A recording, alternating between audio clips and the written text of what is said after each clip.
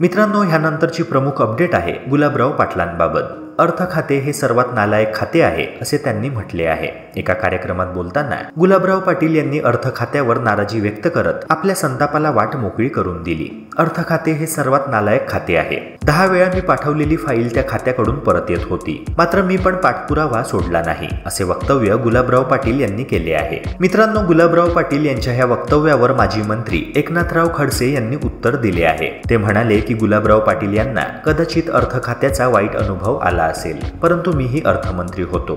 अर्थ खात्याविषयी अनेकांची अशीच धारणा असते, अर्थ खाते योजनांमध्ये अडथळे आणते असा आरोप होत असतो, परंतु अर्थ खात्याने अडथळे आणले नसते तर राज्याची तिजोरी एका दिवसात खाली झाली असती। प्रत्येक ठिकाणी अर्थ खाते हे चाळणी करण्याचे काम करते, ते आवश्यकच आहे। अर्थ खात्याकडून चाळणी झाल्यावर जिथे आवश्यकता असते तिथेच पैसे दिले जातात, त्यामुळे या खात्याला नालायक खाते म्हणता येणार नाही।